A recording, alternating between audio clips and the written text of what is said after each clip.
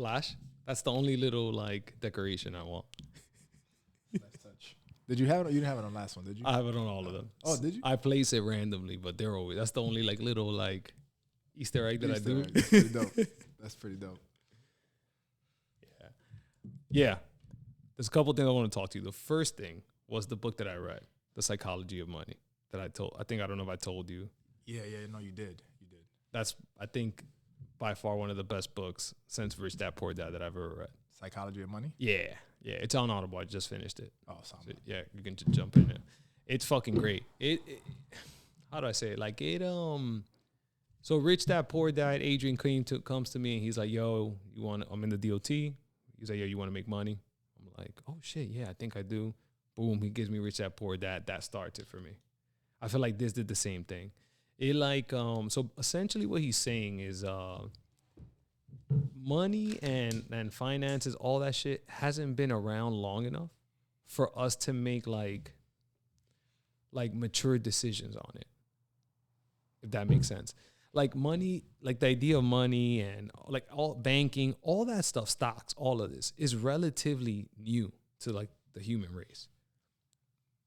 Okay. Right? Like it hasn't been around forever, right? Mm-hmm. Like it was before that, it was trading and what do you call that? Like merchants coming. Yeah.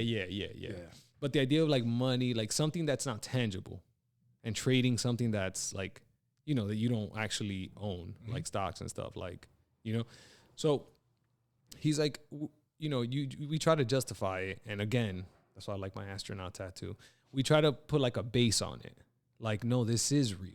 You tell yourself that, because if you start telling yourself that we go crazy over this imaginary paper that we just decided that this means something, it starts messing with your head. Yeah. So you have to create a baseline of like security of like, no, this is real, but it's not. But in order for it to make sense, this has to be real, right? We have to agree that it's real. Even though in the back of our minds, if we go into that rabbit hole, take a shroom or something, you start thinking.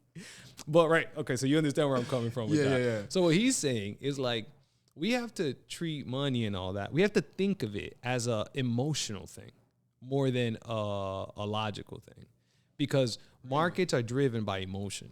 Isn't that like the opposite of what everyone says? Yes, right. But it goes back to the idea of we say that because we need that. Okay. You get what I'm saying? Like we need to believe that's not the case. Okay. Like, to help us out. So what he says is like, okay, now that we know it's an emotional thing, it's like we should be making our decisions, one, with removing our emotion from it, and then two, understanding that because it's an emotional thing, you can't predict it. If I have a conversation with you, excuse me, and it's a logical conversation, I can kind of expect or even understand quicker what you're about to say. 1 + 1, I'm pretty sure you're going to say is 2. Mm-hmm. If I'd be like, yo, I think Deanna's a jerk. I don't know what you're going to say. Good point. Right? I have no idea where that conversation will go. So that's the idea. So he goes, you have to make your decisions on 2 things. Based on 1, take away your emotion out of it. And then 2, you can't consider logical things all the time when it comes to money. With that being said, a great example for me is when I was in my 20s, I bought Tesla. I made good money on it. I was lucky, right? But I only made money on it because I was born in 1989. And when I was 22, I grew up with Tesla electric cars being cool. Mm-hmm. So it's not that my decision-making was logical or smart. I was just a product of being born in 1989, which made me in my 20s with a little bit of money. And I was just a product of seeing Elon Musk and me thinking he was cool. Those are all emotional decisions. I don't know the finances of Tesla. I just knew that Tesla was cool as fuck. At the time, in my 20s, when it was first starting, I was like, yo, this is mad cool. This guy does not give a fuck. I like this guy. I'm going to buy a stock, make good money on it. But I didn't have the maturity to be like, yo, mad people think he's cool. And he keeps building new shit. And because you can only buy Tesla and nothing else, people are just gonna keep buying his shit. I should hold this long term, let's say, or for 10 years. I'm 34, I think. Gonna be I think I'm 34. I'm gonna be 35. I started at 24. I would have made crazy money if I held it for those 10 years, which is fine. Yeah. Because again, I'm making all these decisions based on emotions. You get what I'm saying? Yeah. Yeah. Keep going. Yeah. So what that book helped me understand is like two things. For one, it showed me that I'm now mature enough to hold stocks long term. Like I bought my first stock again for the first time. Like aside from me and Amaris's like stock portfolio, like I bought personal, like I bought like 2 stocks, and I'm like, and now I have the capability of like, I'm going to hold this shit forever. I'm not going to look at the daily updates. And I'm not just telling myself this how I used to, but every morning I was like, yo, what's happening? What's happening? What's happening? I now have the capabilities to remove myself completely and understand that like I'm going to turn off notifications for like Robinhood. I don't update me on anything because I don't want you to manipulate my emotions and thinking like the sky is falling and then I go and like sell or do something emotional. But that's the logical part. You're logically. Yeah. Does he speak to that at all? You know what I mean? Like, because I think that's a logical decision. I don't want my emotions to be triggered. Yeah. Therefore, I'm going to remove this entity, right? That's going to trigger my emotions. Yeah. Did he speak to that? Yeah, 100%. Okay. But it starts off on like you have to first be aware that this is how it works. Got it. And then he kind of goes into like the logical things and the more mature things to do and all that. Like he gives examples. But I think what helped me was like, yes, like you have to understand this is an emotional thing. And all these things around you are triggering to get you to that emotional state. And like, it's like, and for me, it's like, I do sales. My goal is to touch on the emotional strings all the time. That's my goal. My goal is to touch on your emotional strings because that's how I get like the real answer. Right. So it's like, I should know better, but like sometimes you just need a book to be like, oh, like wake up. Like, and this book really helped me. There's a ton of things I can keep talking about it with this, but like, that's one of the biggest things. Sorry. I just want one more takeaway. Another thing he said was it's a lot of it is luck. A ton of it is just luck. It's hard to say because like I was talking to Ryan, he's like, no, but I worked hard. I was like, you did work hard, but you could have worked just as hard. Think about it. We were born in 89 or around that time, all of us, right? So when we started looking into real estate, right, it was around this age, which is 2018 for me. Okay. Right? If I was born 10 years before, and let's say it's the same trajectory in life for me, I would start looking to invest in 2008. Imagine what my perspective would be on real estate if I started investing and then my fucking whole portfolio is wiped out. It's just luck. Imagine I was born 5 years before and now I'm investing post 2008 in like 2012. And I'm like, yo, I'm a genius. I could buy anything. That's how nice I am. That's how easy it was too. Exactly. So I guess that's another thing. He was like, it's just luck. Like, yes, you do have to work hard, but there's a lot of intangible, like a lot of things that you can't control that you don't even know. So his takeaway off of all those things is like, it's not, you don't have to stay, and we kind of talk about it too, we're like looking for our multifamily, right? It's like one's not going to make us rich, but one can make you poor, right? And that's his takeaway. It's like, you just got to stay long enough for the timing to be in your favor. That's how you win. Yeah, but you got to manage your emotions that whole time, right? Yeah. The idea of like, you say you're 34, I'm 30, I'm going to be 38. Mm-hmm. Scary. Yeah. 38, Ronny. It's weird. Yeah. It's weird because we're kids. But you want to, you give yourself like this, so within 10 years, I'm going to, by the age of 40, because you feel like 50 is so old. And then you meet 50-year-olds, you're like, oh, yeah, you're doing well. Mm-hmm. Then you be like, damn, but what if I'm 60? And then you meet some, there's far fewer in between once you hit 60, 70, 80. But like you realize it's really not that bad, but do you want to risk it? But you put all this pressure on yourself. I'm gonna speak for myself. Like you put all this pressure on myself. Like I want to be able to enjoy the money you make, and right now I'm not enjoying. So it's like this shit gotta happen. Yeah. Yeah. But you see, I don't know if that's a bad thing because that keeps your eye on the ball. That keeps you motivated. But the other thing you got to understand is like, I guess you almost have to enjoy the process more because, sorry, give me 1 second. Let me mute these just in case. You almost got to enjoy the process because there is a chance this is going to be, this is going to be hard, but there's a chance that you do everything right and shit still don't work for you. So that tells me I have to learn, as hard as a pill to swallow, I have to learn to enjoy the process of it more than the journey because there's a chance that this could be it. Do you have, all right, this might get too personal. No, please. But like, were you in a marathon? Yeah. Like, is she on board with enjoying the process too, with the understanding like, yo, we might never hit this space of like whatever that paradise is for you guys? Yeah. Because I feel like I'm trying to get that for Deanna. Yeah. Like, yo, you have to try to, and sometimes I feel like it's because my poor mindset, the idea that I grew up in the hood, that I'm already doing way better than I'm supposed to, right? So it's like, is it me that I'm just like content with what I have, and Deanna's not, and she needs like, not that she's not happy with the process, but like living in that more because she's always like, what's next? And I'm always what's next too, but I'm kind of trying to enjoy the now as I'm thinking. I'm rambling, but the idea is like, you and Amaris, where are you with that? Like, are you guys on the same page on that? Or how do you work on it? What kind of? Yeah. So we are on the same page in terms of like enjoying, we live our lives. So like for when you have roles, I think helps for one. So Amaris is the short-term role leader. I think I'm the long-term role leader. So my job is to make these big decisions. Her job is to make sure we have fun. Because that's what she enjoys. Like she can't wait for for us to do all our finances, make sure income tax is done. So now we can plan the year so we know what we're looking at, how much taxes I have to pay, blah, blah, blah.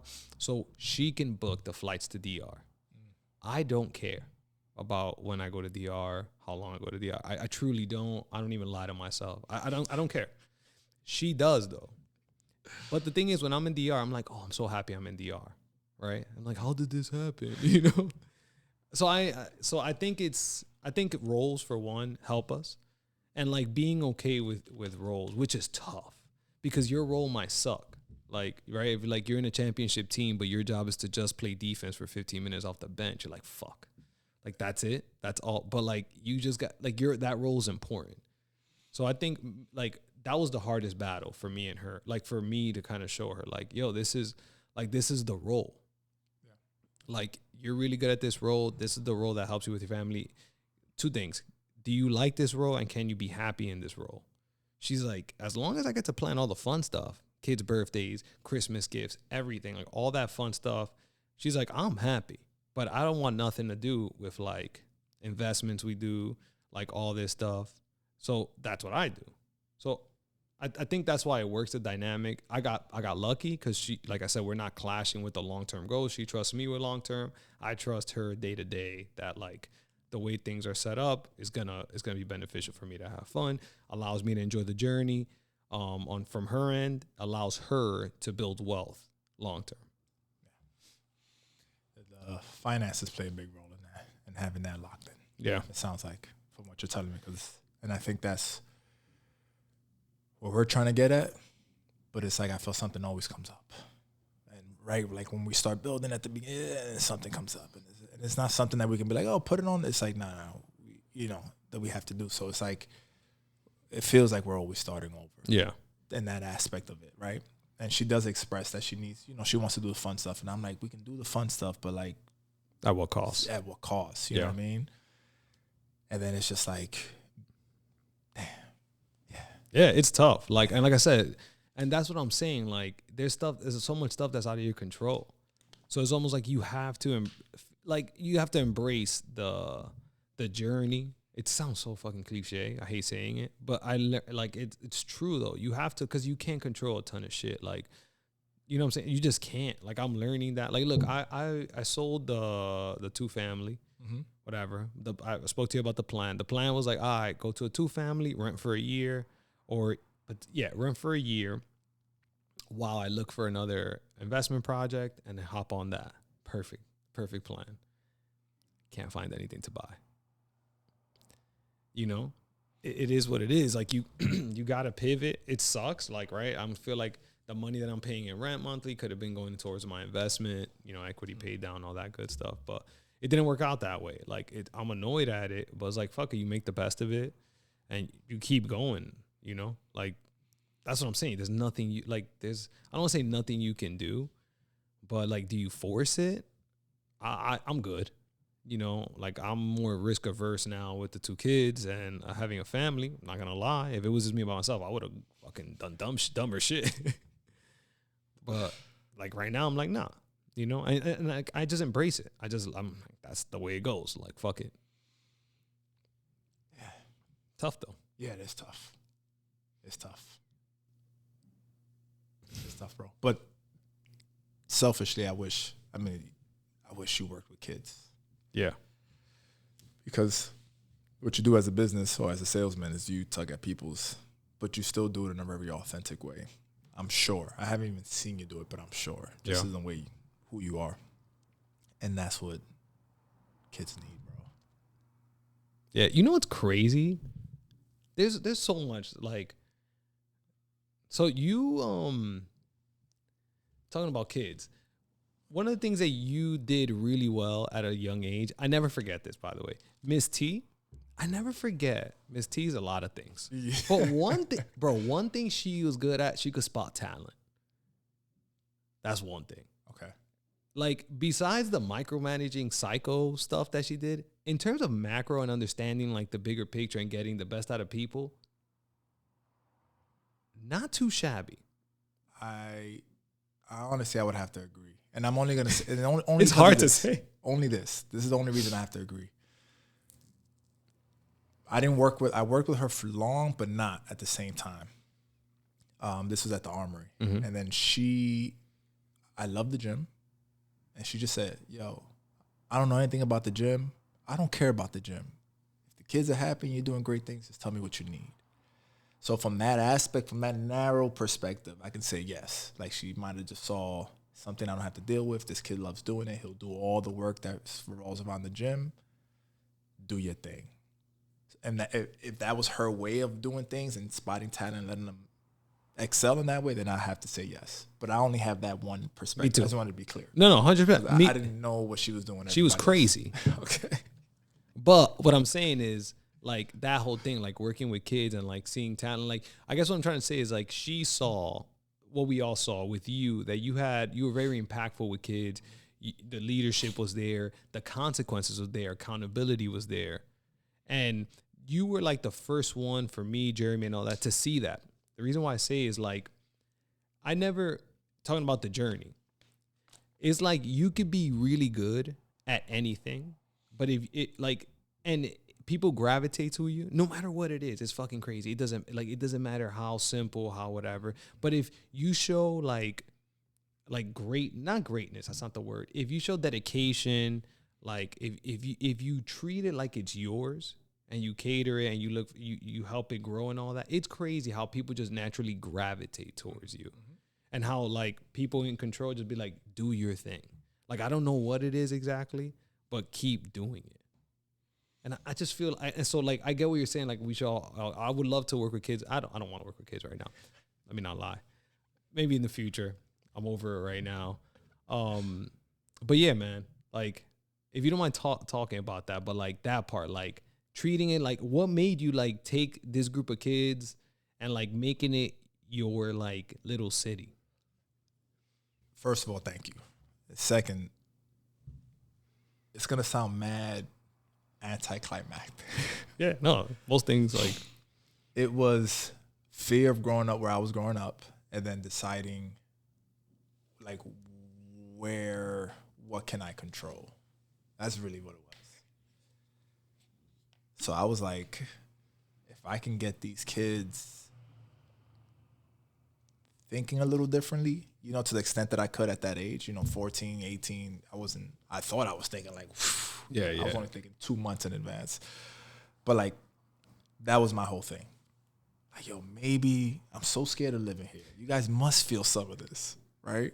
As comfortable as I am walking around and as safe as I feel, I have the same fear. It's very weird. Yeah. Right? So it's like, can I make a difference? And that's all it was. And that's why I treated it like it was my own, because it's literally my personal mission. Dang, I'm self-serving this whole time? But like, most things are self-serving. My personal mission was to try to create change in this world to the extent that I could. Yeah. Right? And that evolves. Like, it might have been like my idea evolving to like, what's your idea, and evolving to like turn you to the best version of you. Like, all those things evolved as I evolved, but the idea was like, there has to be a more impactful change you can do. Yeah. And I'm still doing it. Yeah. No, and that's a great question you ask yourself. Like, you know, how can I make a change? Yeah. That's pretty cool. I think about that a lot. I think about that, like, I fucking hate social media because I feel like I'll connect it, but I feel like that shit makes you think like you're more impactful than what you are. So I fucking hate it. But like the whole idea of impact and growth, I think everybody, like, Joe Rogan talks about it all the time, but he's like, I think we're built like humans to grow and to innovate. Like, I never thought of it that way, but like, yeah, like, what do you think humans are meant to do? If you were looking from like a 40,000 foot view, it might be the only thing we're meant to do is to continue to innovate and grow. Nothing else. I don't know if there's another like statement you can make that's a blanket statement like that. No, that's pretty good. Right? Yeah. I never thought of it, but that's the only thing that's consistent with every single time, right? From like when we were like, it's just innovation. And it's like, even the AI shit is scary. But like, I don't even bother being scared about it because I'm like, yo, you can't stop humans from doing what they do, which is growing and innovating. If this is the next innovation, is no stopping it. Joe Rogan said that? Yeah. He was probably on a shroom trip, but like, he dropped the gem. Yeah. But when he said that, I was like, yo, that's true. So I guess what I'm saying is like, you bring it down a couple of levels instead of just saying some dumb shit. Like, you kind of taking something into your own. Not only does it self-fulfill for you, but also impacts the people around you. Correct.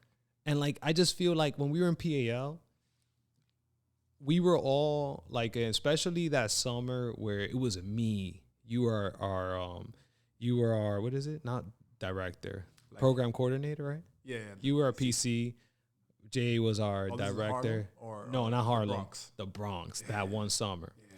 It was Jay at director. You were the PC. Me, Germ, Manny, Yasmin, Kathy, Olaf. And we had such a fantastic year that year. It was one of the best years I ever had, like, working with kids. And God, our groups were locked in. Like, we're talking consequences wise, having fun wise, being creative, all of those things. We were helping each other grow. Everybody was working out. Everybody was getting better. Everybody was challenging each other. It was but it was that though. It was, and like, it started with you. Like, you kind of gave us like something to achieve. And then from there, it's like, okay, so then while you're kind of overseeing everything, it's like, now how do I bring that to my own personal group? And then most likely from that personal group, how do I create, like, I'm the lead, I'm the PC in this group. How do I like help these kids grow and innovate? And I think that's how, like, that's how you like you say, that's how you make an impact. You instead of going out, you bring it in. You get what I'm saying? Like, the lazy thing, I think, is to like make a post and be like, we got to make a difference with our kids. Got it. That's you going from here out. Got it. While I think the way, like, you showed me this very clear cut, is the way you make true impact is that you take the group. So, right, so it's like a pyramid, but it's opposite. Mm-hmm. So it starts here. Well, it's a pyramid scheme, actually. Right? It starts with you, And then you impact those under you, and then those people impact those under you, and it's a legit pyramid scheme. Correct. Yeah.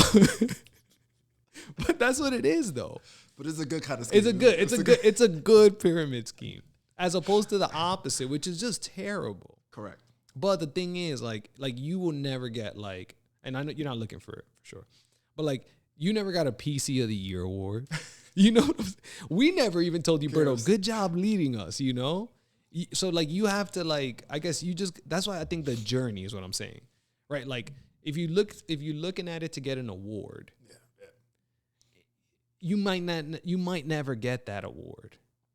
But if you enjoy the journey and the things that came, which a lot of things come with it, there's no thank you at the end. Mm-hmm. But God, it was a great journey, man. It was. And the only reason I was such a good leader, or you can claim me as such a good leader during that summer, in my opinion, is because you guys were so good. All I had to do was stay out your way and figure out where I fitted. Yeah. That's really what it was. It was just like, all right, they got a hold on this. I don't got to do nothing there. Or they got this. Okay, they got this. And there was like little maybe administrative things that I had to do. Like, oh, you need, cool, it's a trip we should, all right. I was almost like a secretary. Yeah. And I realized that early on because I was like, it's Ronny. Off the top of my head, when I knew it was you guys, I was like, this is going to leave us alone. Yeah. You know what I mean? We'll have fun. I don't have to trust that you guys are, or distrust that something's not going on in the classroom. You guys, man, every moment was meaningful. You guys are creating so many. You remember that Rambo chant? 100%. Oh, man. I be trying to remember it. I don't. I was trying to teach it to the kids the other day. Yeah, there was a bunch. It was boom, boom. We throw it to your face like blam, blam. Now we got you like whoa. Uh-huh. Now you know not to mess with Rambo. Yeah. Man, yeah, bro. It was great times. It was that. It was impactful. It was leadership. It was growth. It was innovation. Like, it's fucking cool, man. Yeah. Damn, good times. No, that was a good summer. Yeah. That was a good summer. Yeah, for sure. I've never, I'm sure I've had fun, but I don't think I've had fun like that. And it's funny because even in a school district that I worked in now, I'm very summer campish, but they love it. Yeah, of course. Oh, my God. You talking about the kids? No, the adults. Oh, for real? That's funny. I thought you were talking about the kids. Yo, nah. So, we do like little silly games like population. Yeah. Yo, they love population. That's so funny. You would think like all these adults and like begrudgingly coming to these PDs. What the fuck are we gonna learn? And they're not really PDs. They're just like, I'm giving you information. Yeah. No one's developing you. No one's developing a skill set that you can use that's transferable, that's gonna get you to critical think and problem solve. No, they're just giving you information. So it's not a professional development. Yeah. Stop calling it that. And then fuck around, you do population. Like, think of the energy of that fake ass PD, and then you just do population. These people like, and they start running at first, they all making a group. The moment you go population, the first time you say it, population 10, all you hear is, little kids. 1, 2, 3, 4, 5. Yo, it's amazing, bro. Every now and then I stop and I look at them and I go, and they're like, they're giving me that look like, you're going to keep going. I'm like, guys, I just like seeing y'all smile. It's so dope because the job is hard. Yeah. The job is hard, bro. And again, working with kids, and no one's gonna say good job, right? Like, there is no pat in the back. If you don't enjoy the journey of it, and you're just like, I'm waiting till I just got 10 more years left. I'm like, what are you talking about? What, you're waiting 10 years? You're stopping life for 10 years, and then you're like, now that I'm retired, now I'm gonna enjoy life? That shit scared the fuck out of me whenever I hear anyone say that. Oh, I got 10 years left and then I could retire. What? Like, that's just crazy to me. That is one of my biggest fears, man. Yeah. It's fucking scary. I told you about the DOT. Like, there was a lady that had like 15 years left, marking an X every day that she went to work with a red pen. Like, I'm like, but you got 15, you're marking an X for the next 15 years? Like, you're in prison. Yeah, that was the greatest jump you ever did, man. Thank God, bro. It really was. Thank God. Even if I got to go back to a 9 to 5, I'll go back to the 9 to 5 and just think back on all the fun I had when I was free. I really respect that about you. When you're like, yo, I got this job. I'm doing good. They leave me alone. They pay me well. I'm gonna go take this other job at my. I make $15,000 the first year. That was OD. Yeah, That was OD. That was a moment I was like, yo, Ronnie, do it. yeah, bro. Do it. Because what was the fallback? Your mom's crib. Like let's all I can stop. still go back to my mom's crib. You see what I'm saying? That's a privilege we have. Yeah. I always say that, like, my more privileged friends, their rock bottom is like our we made it moment, you know? Like living middle class with a car in a house that's probably paid for. That is like rock bottom, bro. That is the Hispanics like American dream. To be middle class and like, you know, like have them golden handcuffs. Like I wish. So it's like, yeah, like living in an apartment. Like it was a room smaller than this. Me, Remy, and Chico. And whenever people got kicked out their house, we would let them stay in our house. That's my house So that's too. oh my God, yes. I never walked into your house where I didn't see someone I never met before in that house. That's so true, bro. I always meet someone new. It was consistent as I was a kid. I've gone to sleep with 3 kids and woke up with 7 others. They came from DR. They're staying here for a couple Couple weeks into a couple months. years. It's always years. Yo, that's always been years. crazy, son. Yeah, so it's like we're playing with house money, man. Like our kids are gonna be the ones that are like traumatized, you know. Abby the other day, we were looking for parking. She couldn't understand what we were doing because she's used to a parking lot, an indoor parking lot where there's a spot. So she was like, "Why you keep circling around?" I'm like, "We gotta leave the car somewhere." She's like, "But don't we have a spot?" I was like, "Nah, we in the Heights, shorty, too." Isn't that crazy? Yeah. I struggle with that so much. Oh my God, that's funny. Ronnie, that's funny, man. Yeah, it's funny, but I struggle with it. And you know what? There's nothing you can do. But wait, what do you struggle with? The fact that she's It gets me mad. I don't like Maris be catching me. But I don't even like Abby getting, like, her birthday was like, whatever, pump it up. Like, Abby got mad gifts. And I'm just like, why? There's no reason. I'm just hating on my kids, which is fucked up to say. I don't care. But I be hating on them because I just be getting tight. Like, how are they supposed to be grateful? How am I supposed to teach, like... That's why. No, that's what it is. How am I supposed to teach grateful?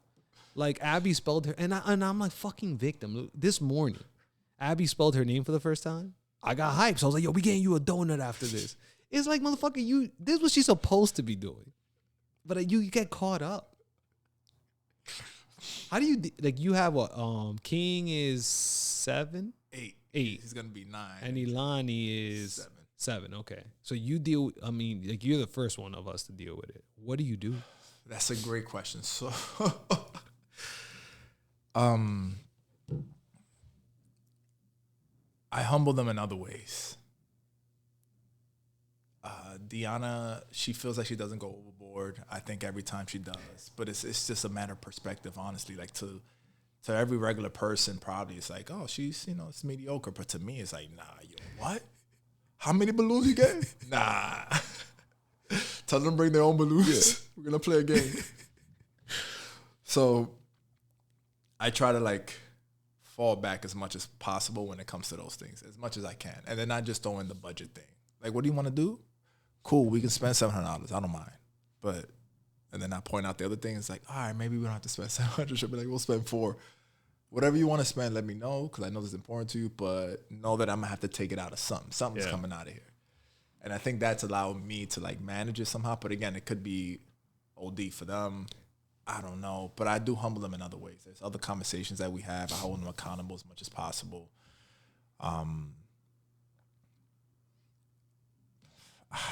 That's really it, man. Like it's interesting because I always struggle with like taking them back to the hood and having them feel, and I'm just like, but why?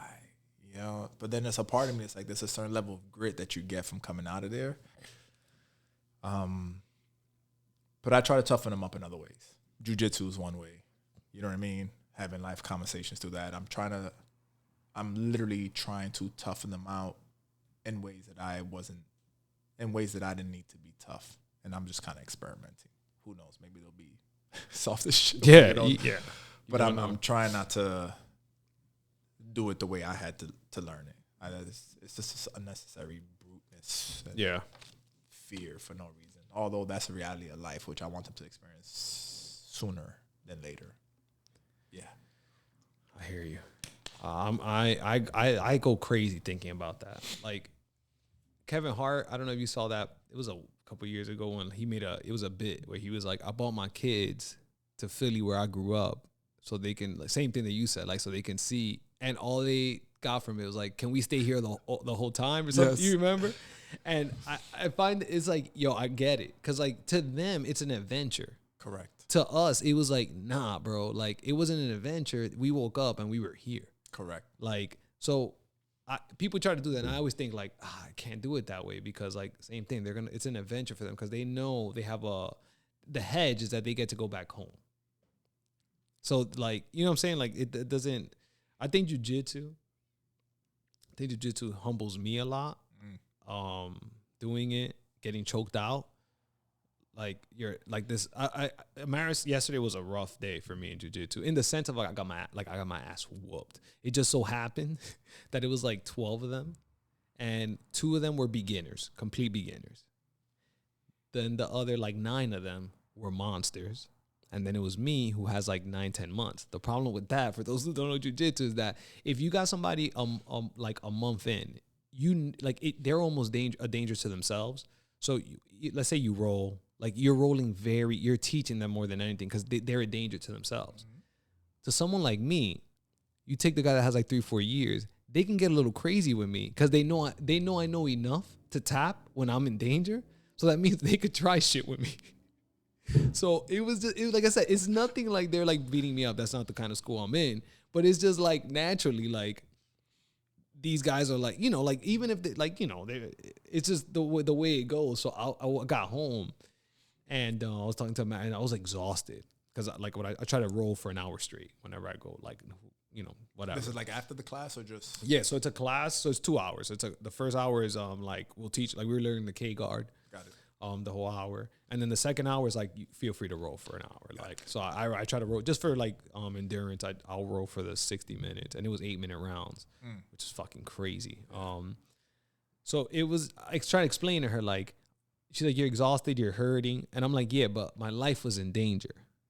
So, like, anything, I can get a call about anything after that, and I'm gonna, like, be like, yeah, I'm good. Like, yo, this house is on fire. All right, call 911, get the insurance claim going, like, and you're very cool about it because you, like, there was a guy that had his arm under your neck, and thank God that he acknowledged that you tapped and he didn't keep going. So, like, there's something to that is like, it kind of, in like knowing how delicate your life is, you kind of become more grateful. So that's why I love, like, them being in jiu-jitsu and all that, like, because it's controlled chaos versus what we grew up in, which is like you said, like, you don't have to teach, I don't think, adversity the way we learned it. Correct. Which was like, there's no control. Correct. We can do it a better way, but still put these little fuckers in danger. Correct. You know, like, give them a little bit. What I struggle with, which I know you do a good job at because that's who you are, is, and I gotta keep reminding myself, is like, you can do that. But you don't have. But you also have to love them just as much, or show love, like, as much as you teach them and you hold them accountable. Like, that spectrum has to be, like, with a lot of accountability consequences. You also need just as much love on the back end. And it's not 50-50. It's more like 70-30. 70-30 which way? 70-30 love. Like, love 70%, 30% fixing. It's not to say you might have days where it's like 100% fixing, but you have to. In my opinion, that's what the balance is out. Like, I'll have random times I'll just go and I'll start choking them out. Elani and King David, just watching TV, and I'm like, and we all start wrestling for like 20 minutes, and then that's my little. There's times that I'll go and I'll sit lay next to them. Like, I'll be intentional about, like, spending time, creating time, letting them DJ in the car, telling them the music you played, so there's all these different avenues. So when I correct you in my head, like I don't feel any sort of way about what needs to happen in the way not that I'm beating them, but in the way that I have to hold you accountable. I don't feel bad because I feel like I'm very consistent in other ways too. Yeah. Yeah. Yeah, that makes sense. And that's always the case, right? Like the coach that impacts you the most is the one that holds you accountable the most. Yeah. That's what, because people, like, that's one thing I know for sure. Like, the more structure I get, the more I push back against it. But also, initially, I push back against it. Mm-hmm. But the more that, like, those are the people also that show up every single day. And again, it goes back to that thing. Like, you got that uncle that says, like, hey, what are you doing over there? Stop. And, like, he thinks, like, that worked. It's like, they don't listen to me. No shit. Right? And then you have, like, the other, you know what I'm saying? Like, then you have the other person that's there every day, talking to them every day. And it's like, and it's like, oh, yeah, that's why it works. So, yeah, that 100%. I just need to work on the 70-30. I'm not there. Yeah. I can't help it. My natural reaction, for sure, there's some daddy issues and mommy issues. I'm sure that are there. But, like, my natural reaction is to be like, I gotta nip this in the butt. I don't have to show them affection. But I do. But this is just like initially, like, no, like show them this. And it's like, fuck, Ronny. Like, you also have to, like hug them. And like the activities, that's something I've improved on. So like, I don't know. Maybe, I don't know if this is a sexist thing. Let me ask you.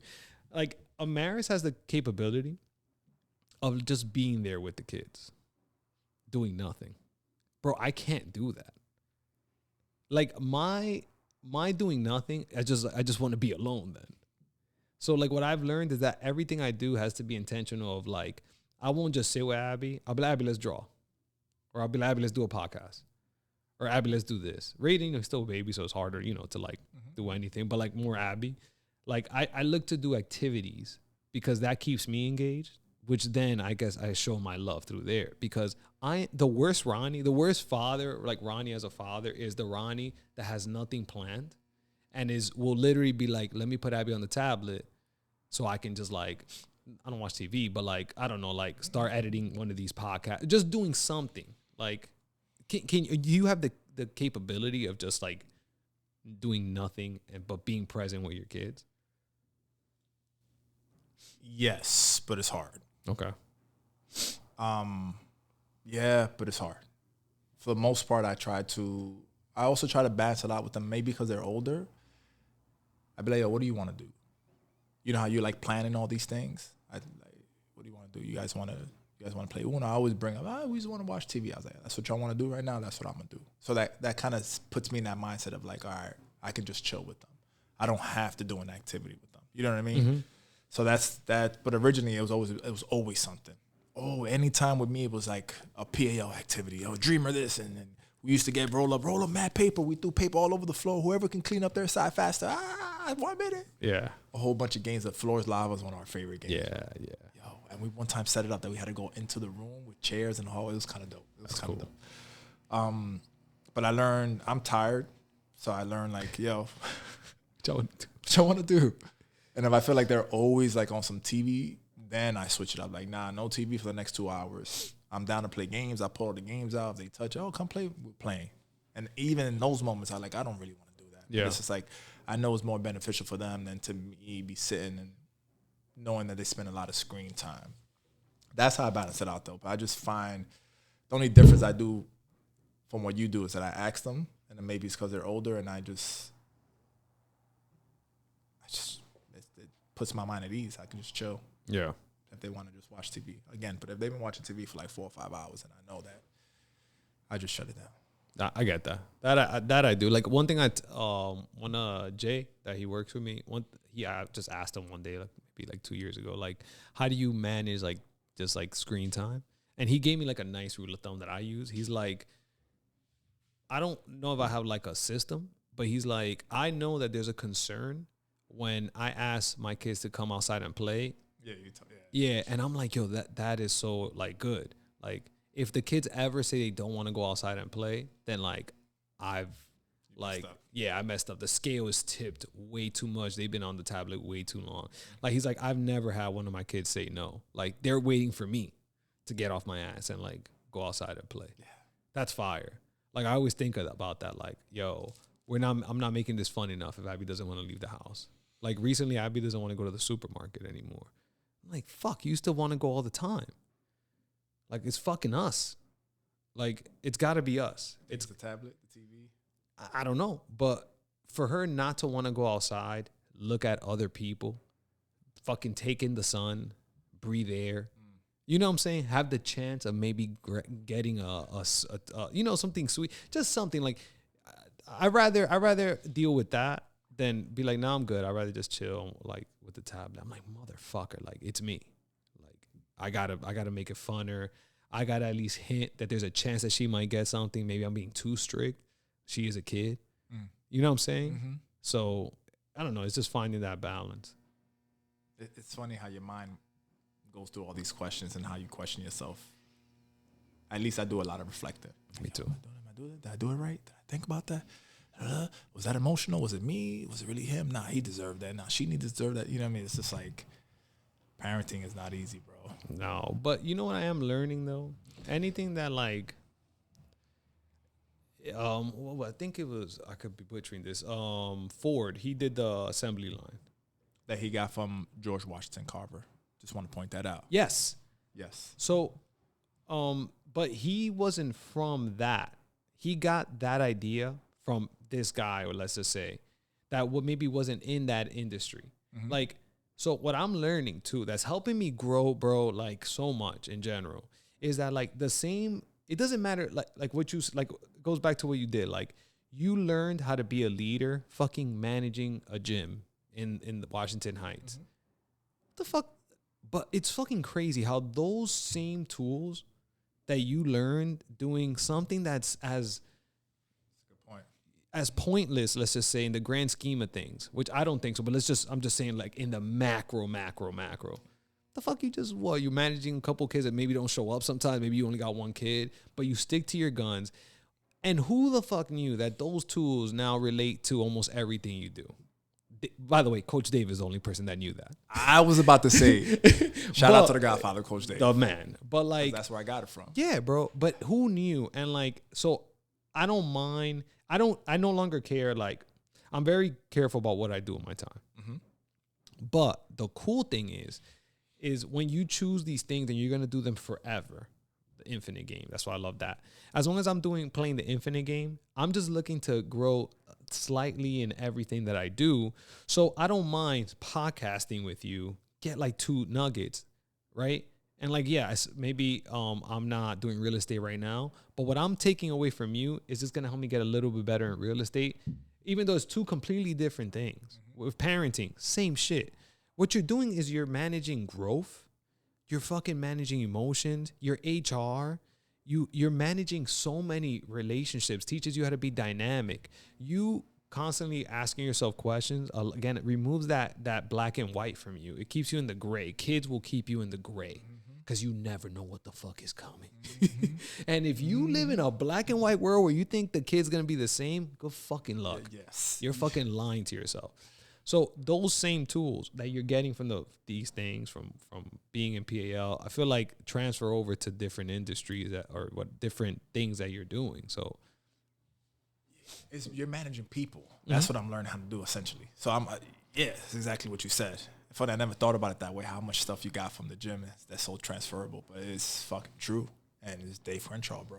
Yeah, shout out to Dave, bro. You know what's funny about Dave? Like now that I'm learning about, I used to think Dave was crazy. Everyone initially thinks Dave is crazy. Absolutely. And what I'm learning is that, like, I'm sure people are starting to think that I'm a little crazy. But the thing is, now you're saying, yeah, like, but I'm like, oh, I fucking get it. One thing that I don't know, I'm not as close with Dave as clearly as you were, but I guess the symbol of Dave for me, more than the actual person, right, is someone who questions everything, who doesn't fall for this is the way it has to be, this is the way it's been bullshit. And in my eyes, because before I was too scared to doctors? No. Doctors, I'm going to ask them a health question. The doctor's going to know the answer. Mm-hmm. And the doctor one day told me protein's bad for you. And I never forget. And I was like, I just stopped taking protein when I was like 23. Because he said he said it takes 5 or 6 days for protein to process. Okay. And I believed him because he's a doctor. And when I got into real estate, if an attorney said you can't do this, he's an attorney or she's an attorney. Who am I? You can't do this. And like, I guess it's something you get as you get older, but you start realizing these are just fucking people, number one, with their own agendas. And don't fall for this. Like I said, we grew up in the hood, so like someone starts talking proper, we get a little intimidated. Naturally, it's in our right. Word. It's just it's just ingrained in us. Like, oh, they're better than us. Like you have to fight that. But for me, I've pretty much busted through that. So now, like I just be like, oh, I don't understand what you're saying. Then you're dumb. Because I'm not dumb. You're just hitting me with this lingo because you can't communicate effectively. That's not a reflection on me. Correct. You're just a bad communicator. Correct. Right? Like, so I guess Dave was, now thinking back, I'm like, oh shit. Dave was one of the first people I met to not fall for the bullshit. And the only thing he wanted to do was to fucking teach us to be leaders and grow. And anyone who would be in the way of that, right? He would question, he would press, and they didn't like that. He would press because in their eyes it's like, nah, this is, and like I said, this is a symbol of Dave. You could probably talk more about it. But he was the first one to just push and figure out, oh, you don't want to give me money for this? No problem. I'm going to teach these kids they don't want to give us money. We don't got to depend on them. Sell pens. Let's sell fucking pens and t-shirts. No, how many fucking pens and how much walking that I have to do? And I'm like, why am I doing this? I remember there was a marathon going from, I think it was like from the Armory down to like 158 or something. And I had to fucking clean. And I was like, why am I doing this? You know? But it's that. He's like, I don't want people to say that we ran an event and we don't clean up after ourselves. They don't want to give us people we can't hire people because we don't have enough money to get cleaning service. So guess what? We're going to do it. And it's like fucking teaching us self-reliance, how to go through obstacles. And I'm just like, now I'm like, wow, bro. And he'll tie it into an event. Like, this is one of the 4 events you have to do to play in this game. Yep. You don't want to clean, you don't have to clean. But you only got 1 event left, and you got to get the 3. You only did 1. Son. Yeah, this guy is like, everyone has their flaws. Yeah. Right? And clearly everyone, it's like your parents, like everyone had a different version. If you move back, Berto, just move the mic back with you. So it's like everyone has a different relationship with their parents, right? Depending on what age you had and whatever. So it's the same thing with Dave, you know? And to me, the biggest story I had with Dave is I remember being in the Armory. I was 9. I was mad fat. And he thought I was Judy's oldest brother. And he had me do a race. He was like, yo, you're going to start the race. And I'm like, I'm trying to tell him, like, I'm 9. Like, I'm not. But my sister was so fast, he assumed, like, yo, you got to be fast. You're the older brother. And he just left me in that race, starting the lead. And it's like the lead the third leg could be the slowest, right? Yeah, you got the lead, the second is fast, and the anchor is the fastest. So we do the 4x50, essentially we do like 8 races, right? Because he's trying to prove to this other coach that he's a better coach. Dave is like, I'm not losing to this guy. I'm the better coach. And we do the 4x like 200 or 400, something like that, where you got to do like a whole lap around or 2 laps around the track. And it was an indoor track. So this is the Armory track? Yeah. Oh, my God. So we take off. This is like our 7th or 8th race, whatever it was. And we take off. And I'm losing. And this girl in front of me, who I've been running against this whole time, starts slowing down. I'm like, oh man, if I could just hold this, like all I'm trying to do is breathe. Me, my fat self, if I could just hold this. And when I ran past Ronny, I was like, oh shit. Triumph. Yo, let's do it. I come around, I see the coach running to her coach. Running to her, but not running to her like, oh my God, is something wrong? Like, hurry, you know. So I'm like, yo, come on, we're losing. He grabs the baton from her, rushes to the next leg, and gives the baton to the next person. Like finishes the race for her. This girl's having an asthma attack.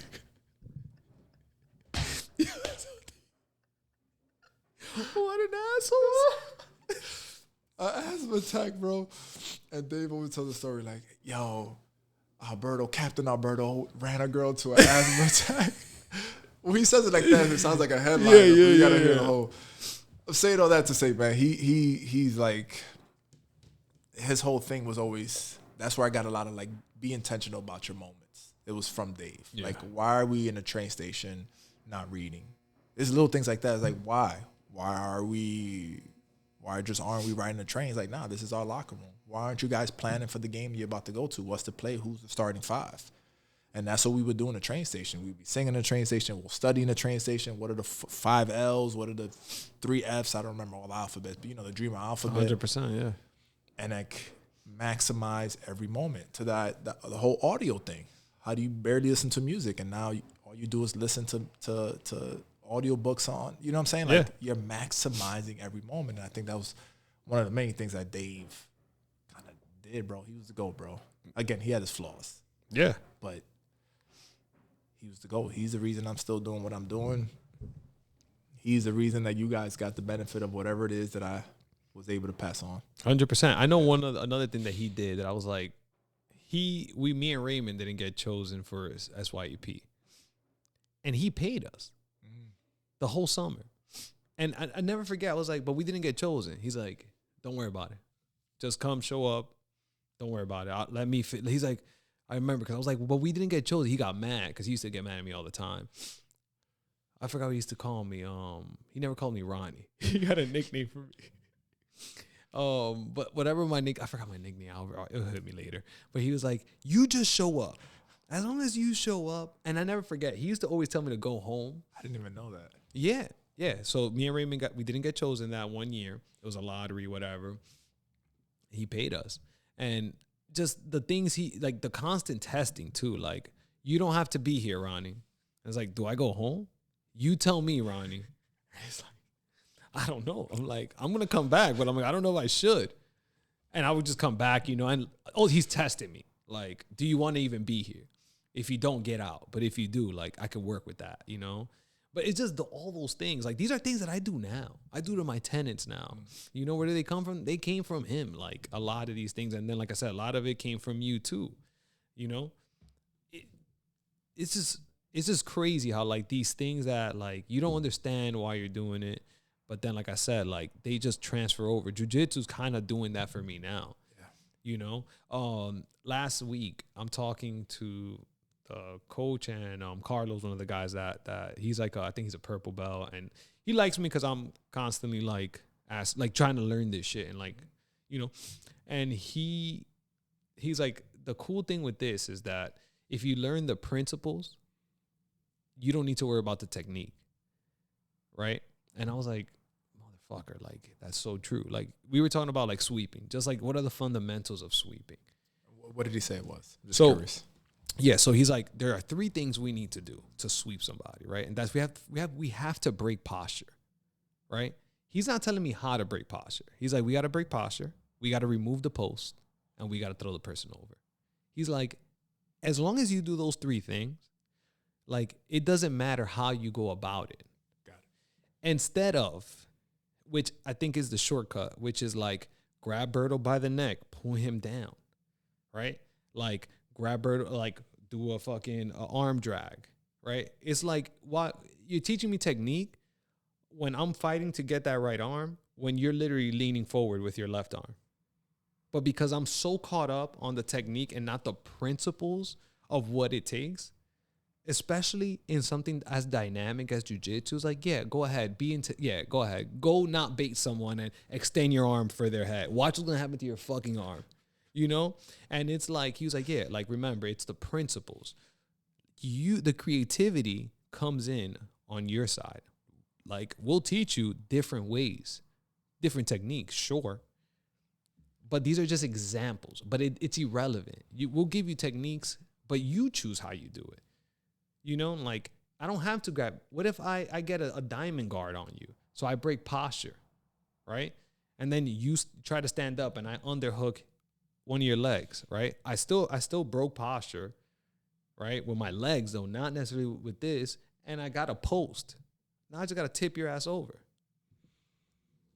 That's really good. Yeah. So it's like, this is the same thing. Like, okay, this real estate investment, it's not going to work this way. Shit. But can it cash flow? Right? Like long-term rentals versus Airbnb. Mm-hmm. That's a good example, right? Do they both cash flow? Yeah. Yeah. Do they both have tax benefits? Yep. Do they both appreciate? Yep. Do they both have a loan pay down? Yep. Yeah. They're not the same things though. The technique is different. The principles stay the same. Interesting. Did that help you? That's really interesting, bro. Yeah. And that's, like I said, that's something in jiu-jitsu, right? Like that I'm like, fuck, I can transfer that. Like, and again, I hear myself and I know how fucking corny it sounds and cliche because people overuse it, but it's legit true. Like you can take these other things that you get from other places. And my whole thing is like, how do I now translate that to something else to make me a little better? Like I said, if you're playing the infinite game, all you're looking is for these little like things that help you get a little better. I can't control the opportunity, but I can control me being ready for that opportunity when it presents itself. Correct. Dang, that's a dope little nugget there, bro. Because it's you can tie it into education too. Because I've been trying to. I've been trying to get them to understand, like, if we start teaching kids concept, the issue is I don't know how to teach the skill set to teach the concept, right? That's my issue right now. But it's like, if we can teach them concepts, I think they'll understand the content much better. And that's been my push for the last, 2 years. One of my pushes. I've been pushing a lot these last couple of years. But it's like, concepts. Like, what are the concepts do they need to get this math? Like, what are and I feel like the teacher should be able, and I'm not saying that they don't have access, but like the teacher should be able to break that down to the kids so then they can understand, okay, these are the techniques that I use to reach those concepts. And then through these concepts, through these techniques, I'm also going to pick up, to your point in jiu-jitsu, other ways of doing it because I understand the concept and how things work. Mm-hmm. But that's hard. It is hard. Yeah. So that's hard. I mean, that, again, if you're marking a fucking X on your calendar every day, you might not be the person that's going to take your time and really think about, how do I teach these concepts? I don't know your teachers at all. I'm just saying like that. I think that's like could be a potential obstacle for most people. Yeah. Maybe hard at the beginning, but I feel like anything else, it'll just be. Yeah. You know what I mean? Yeah. And a lot of times these principles don't change. Correct.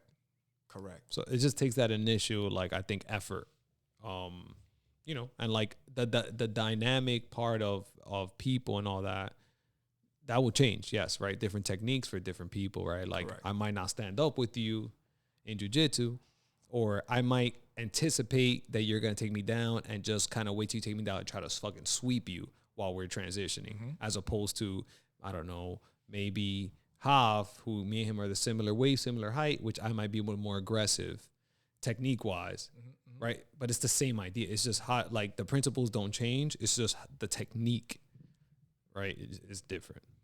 Now you're going to have me looking at jiu-jitsu much different. That's how I see it. That's the only reason why I can do it. Because that makes sense. And it's funny because I always, I didn't know how to, like, verbalize it, but it's like, I always wanted to understand, like, is there just something, you know who talks about it a lot? Danaher? Yeah.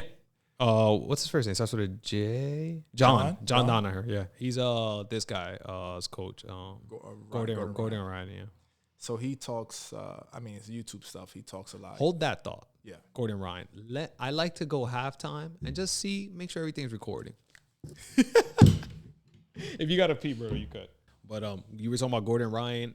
You remember what we were talking about? Yes. Okay, cool.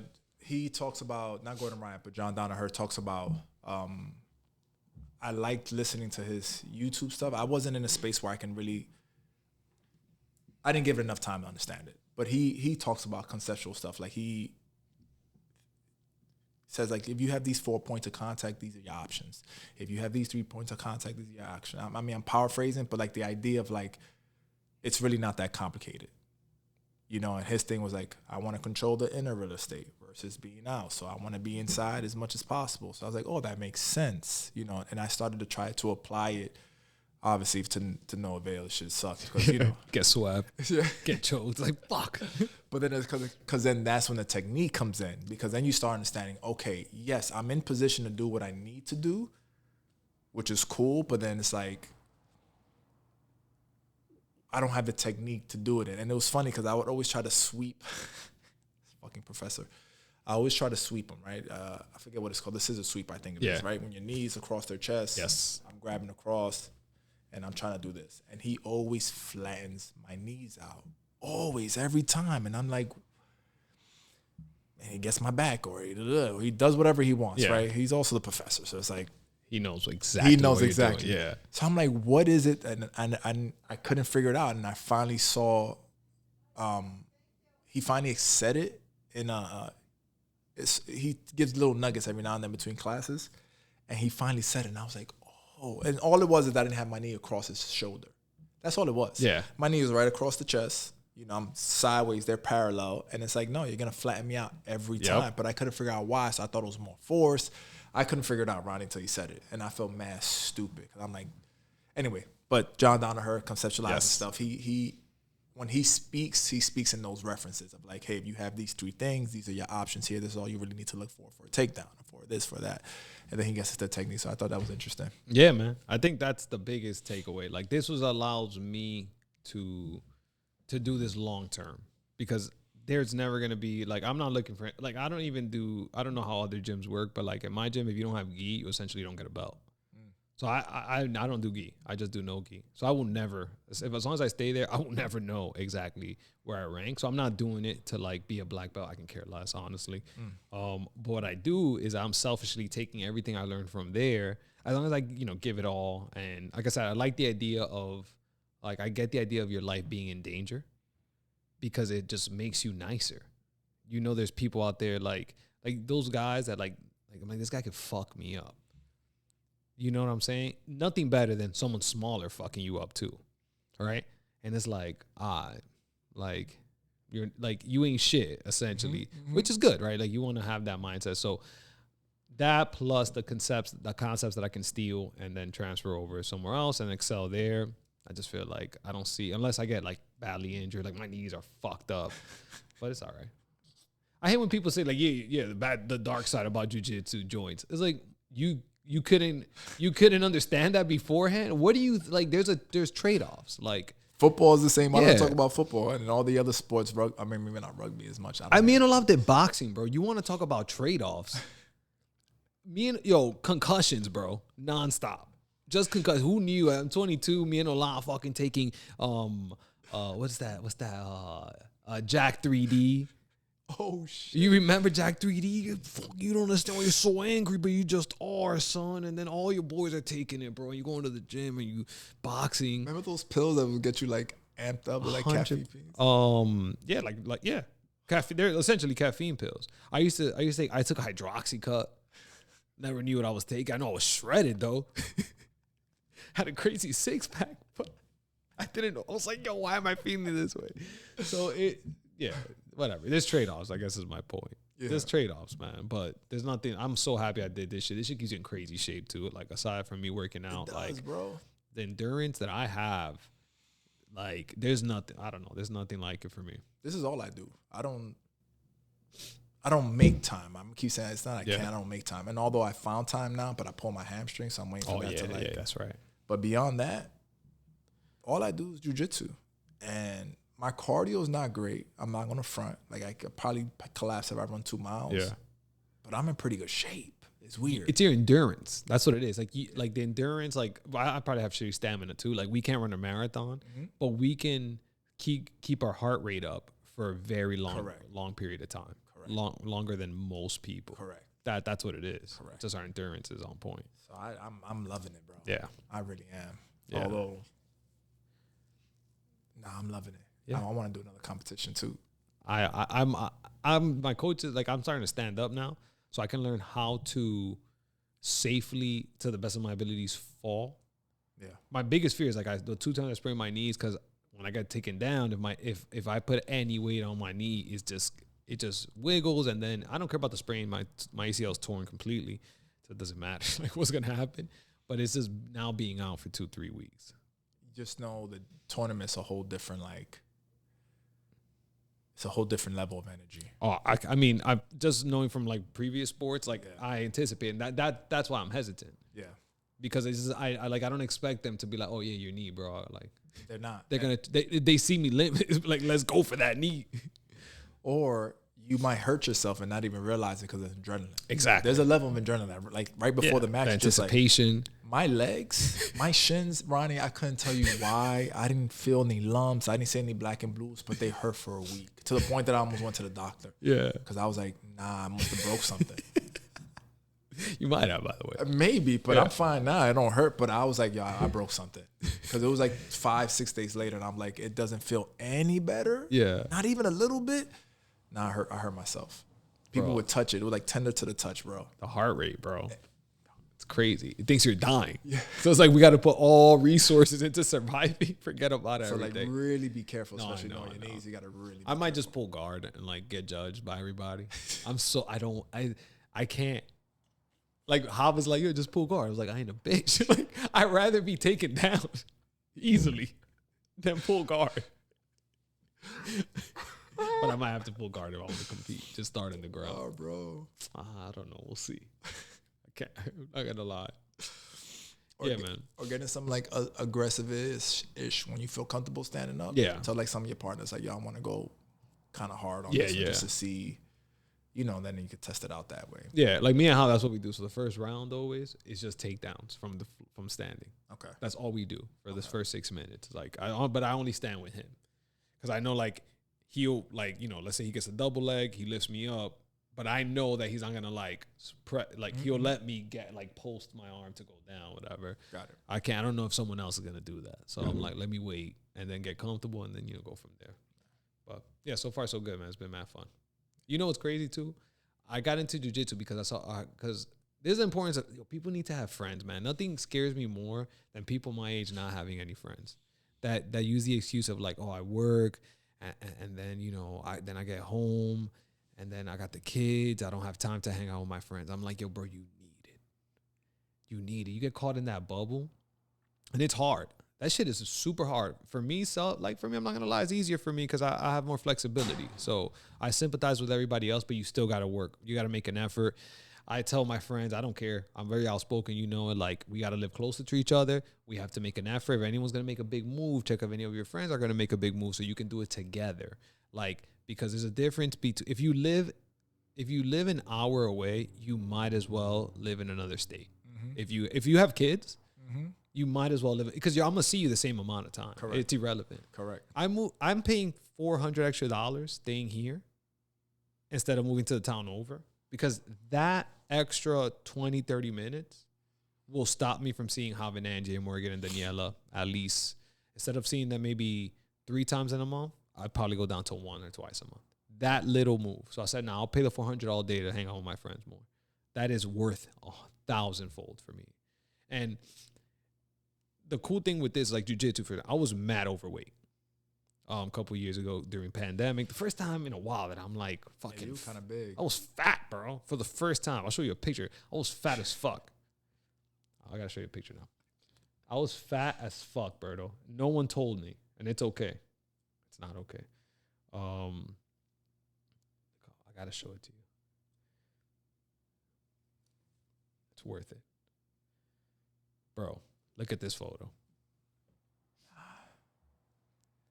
I was fat, bro. You were fat. I was 240. There. Damn, Ronnie. Fat as fuck. Did I see you this big? Yes, because we would see each other in the even during the pandemic, we were still seeing each other for the boat trips. Oh, I never went to the boat trips. But you went to Angie's house. Yeah. That pool party, like those events. I'm saying that was like 21 or 22. Yeah. Okay. Yeah. So I guess what I'm saying is, for me, having friends, right? You guys start, if you want to keep your friends, it's like you are the average of the people you hang around with. So if you're not in the average, if you're below average in a certain thing, I like that pressure of like, yo, oh shit.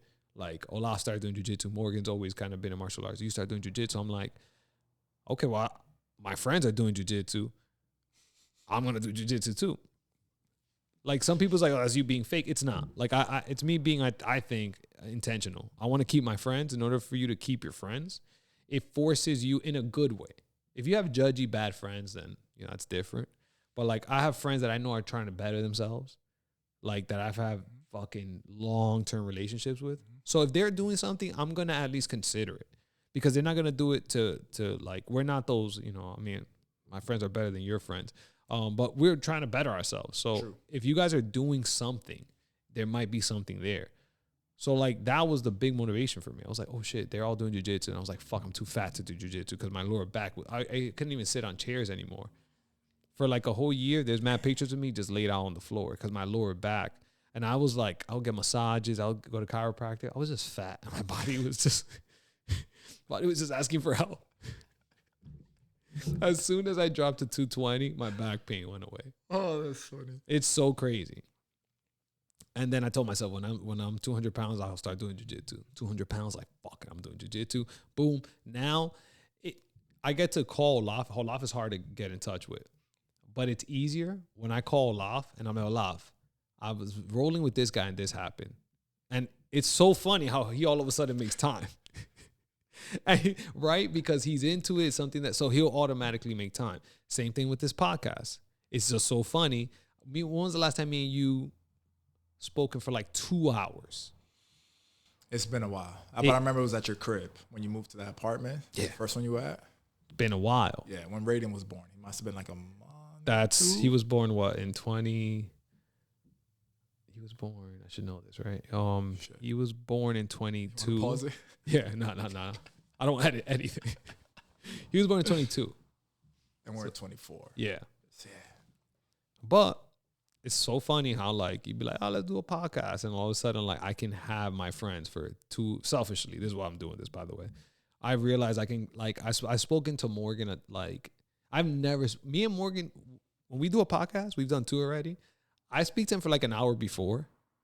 We'll talk for like 2 hours within. And then he'll probably do like another 30 after. It's awesome. Is this, I'm just curious, right? Like, is this your, you try to be intentional with Abby, and it's like, you have to do something. Is this part of it too? Like, you also have to be engaged in what it is that we're doing too? No, not with my friends. Okay. I think my friends need that more than I do. Got it. So I feel like this is just breaking the monogamy. The monogamy. What's the word? You know, the monotony? No. It's not a point. You know what I'm talking about. Yeah. Of our routine. I feel like because you made it, I'm gonna speak for myself, right? Yeah. Because you're like, yo, I'm doing this podcast thing. As my boy, I'm gonna support. You know what I mean? Yeah. Like, oh, cool. This is what you want to do. Whatever you need, I'm gonna go support. I'm gonna make sure we schedule time. I'm gonna go support that thing. Because you also take for granted I can hit you up every now and then. That's what it is. You know what I mean? But this is like an isolated event where it's like, I gotta go support my boy, and it'd be cool to catch up on some podcast shit. But the reality is, in my mind, I can hit you up anytime and sit and have a conversation. And we tend to do it more often than not. More than most people, I would say. Most. Oh yeah, like for sure. But even this, like, we haven't been able to do this. No, we haven't been able to do this. And I think what I really want, what like my dream is, that's why even Abby's birthday, I try to plan it so that, I mean, not to take away from Abby. I wouldn't invite you if you didn't someone care about me or Abby. But it is an extra kicker that I know that I'm forcing all my friends to show up because I want them in a situation where naturally you're going to be like, oh, shit. Oh, I didn't know your kid was doing this. Or, oh, I didn't know this. Oh, your kid's doing this? Yo, we should have them do something together. And now, like, not trying to take credit, but it's like, I want that because naturally then it's like, oh, so I'll see you next week then. We're going to do this. We'll do a play date or whatever corny shit. Mm-hmm. Something that maybe wouldn't have happened. And it wouldn't have. Yeah. Because like you said, you take it for granted that you could just pick up the phone. So you just end up not picking up the phone and doing it. So I know how impactful like my friends have been to me, especially with my parents growing up. That's for sure. Like my parents were very like, you figure it out, 13. Like we're here if you need us, but figure it out. So you kind of like, and I feel like all our friends were somewhat not that they weren't family oriented, but we were all searching for like I guess a secondary family, in a sense. At what age is for you? For me, it was I think high school. Got it. Around high school already, especially in college, when I knew something was wrong with me in college right away. In terms of what like I said, what I thought was everyone was doing well in school. I hated school. I was like, I fucking like, so I can't have school friends because I'm like, I don't know, like these people are trying to do good in school. I don't want it. Like, again, right? If we want to keep those friends, you kind of have to. So I'm like, well, that's that. Like, I need someone who's like, who just barely passes. But then a lot of those guys were like, I don't want to say bad kids, but they were like, I wasn't a thug, a real thug. I was like an entrepreneurial thug. Yeah. I couldn't hang out with real thugs because they'll find out and then they'll hurt me. So I was like in a weird spot, right? Like, so I was just looking for. What spot was that? And I was like an entrepreneurial thug. It's like I knew how to work around the thugs, but I wasn't a thug. And like, like. That's funny.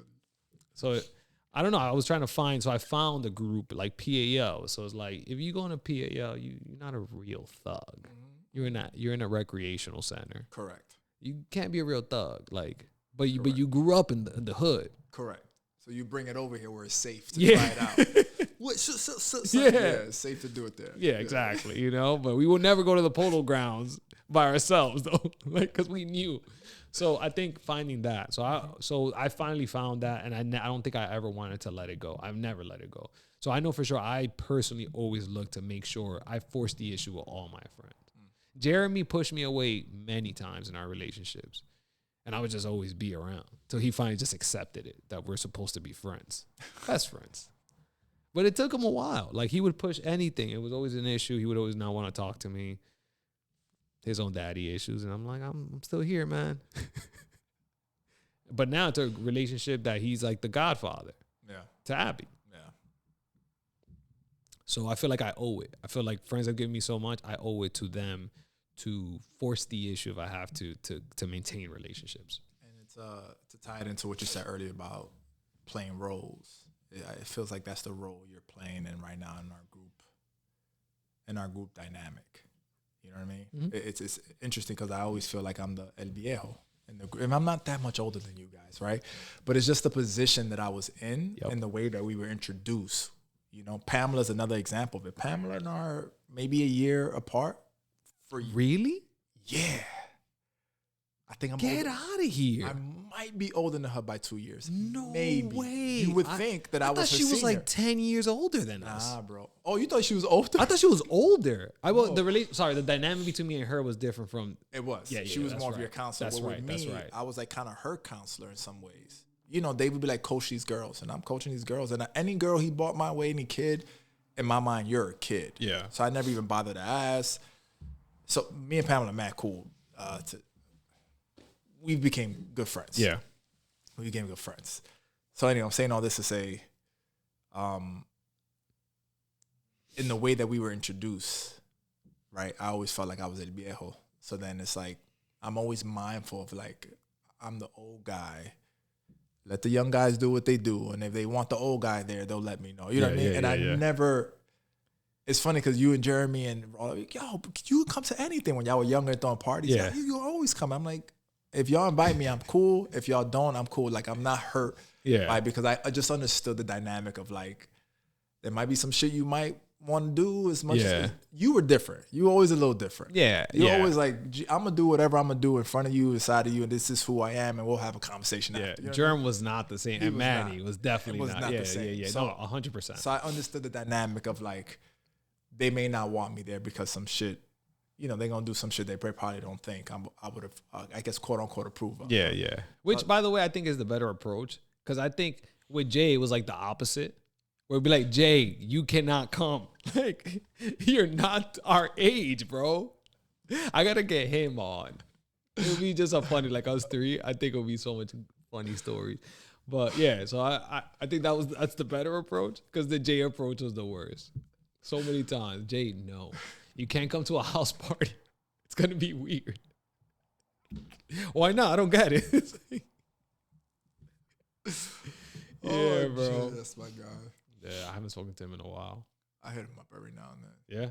Yeah, I tried to like be intentional about that.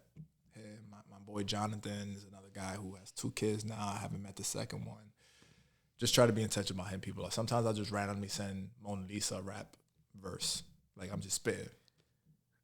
Just random. I haven't heard that name in a while. Candice, another one. Candice, where do I see her?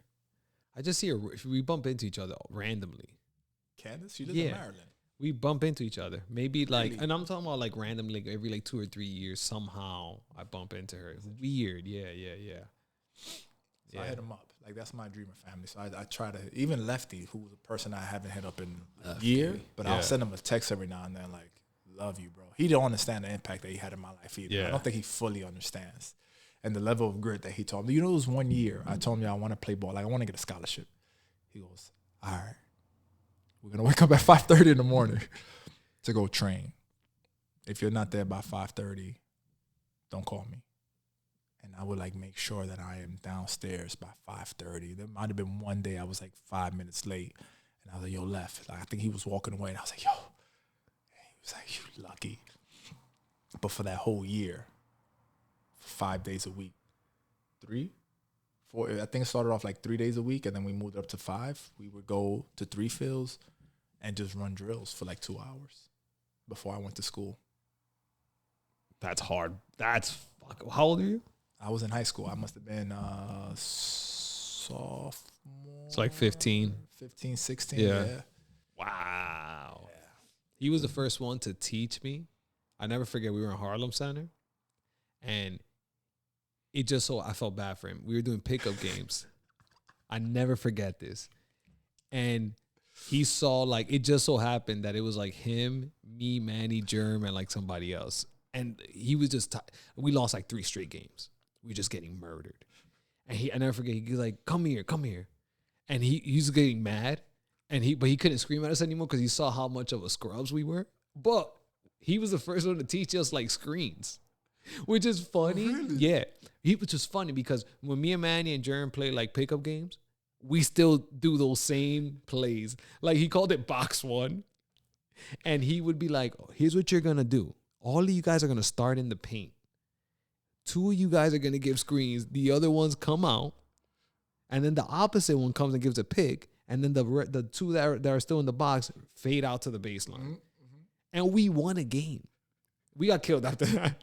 But that's what I remember from him. That he like, I was like, oh shit, like, you know, like he was hyped though, like, you know, but it was cool. That's all that shit, bro. He loved coaching, bro. He's the one that taught me how to shoot a free throw. For real? I could not shoot to save my life, bro. And one day he had me at Carmine, and he was like, told me like make like 50, which was an exaggerated amount for a guy that couldn't hit one. But he taught me how to shoot, and to this day, I shoot the free throw. I was gonna say the way he taught. Like I in my mind, I go through that moment. I never forget. You know how Carmine had 2 gyms, yeah. Right? Not the wider gym, the thinner gym on the one side. With that the balcony was right on top of the. Okay. No. No, that's the wider gym. Okay, so the other one. Side. Yeah. Okay. It was on the other side. So again, if you're looking at the 2 gym, like you walk into Carmine, you walk into that big gym, right? The one with the track up top. You walk over here, and it was this court. I remember. That's what he taught me how to shoot. It's free throws. And I just sit there for like, I remember an hour shooting free throws. And I shoot the same way to this day. You know what's funny? Yeah, super fundamental. Like you have the 90 degree here. This is out. Yeah. Because you're stopping pops. It used to be so annoying because it was the same thing. Like you used to stop right in the like a step forward in the dotted semicircle and just stop and pop right there. You used to do it all the time. And that was a year of the stop. Lefty taught me that move, and I drilled it in every game for like 2 years. In every game, bro. What about Joel? You ever speak to Joel? You know what? Joel got a kid. I spoke to him a couple months ago, actually. He's another person. I hit him up for his birthdays. Where does he live? Because he'll be the one to live not somewhere in fucking like Paris or some shit. He would. because he was like in London for like 3 years. There it is. Yeah. That makes sense. He I think he's in New York or upstate New York. Or Got you. something, because I know he's close by, because Yeah. his son is close by. I hit him up for his birthday, February 1st. Just text him. But I don't talk to him maybe like once or twice a year. I might hit him up. Got you. We always say like, yeah, let's meet up, and we just never do. It's hard, bro. Yeah. It's fucking hard. The thing I remember about him was I've never seen someone jump so high for a jump shot in my life. For what reason? But it was cool as fuck. That dude, when he would rise up, I remember the first time I saw him, like, can he dunk? He's like, what? He was like 5'7"? Maybe. Because I'm 5'10", and for sure, I had like, shorter. Right? I had at least three on him, 3 inches, at least. He was 5'7", 5'6". Yeah, bro. But pulling up, jumping to the top of, and letting it go at the top, bro. How fast he was. Yes. Yeah. This guy. That used to be fun to watch. I remember, man. The Armory used to be the shit. Right? Yo, you remember the one time they bought this white boy up there? Oh, I don't think you were there, man. Maybe not. Yo, first of all, I'm mad that I don't remember his name, because he's mad dope. He's mad dope. His father is or was, I'm not sure if he passed away, was the doctor for like a lot of elite NBA players, right? And this kid would play with Dave. I forget the name of the school, St. Anne's maybe. I can't remember. But his son came up to the Armory. Everyone there was like, who the fuck is this white boy? I've just never seen that kind of, honestly, I've never seen that kind of energy. I've never been in a place where minorities dominated.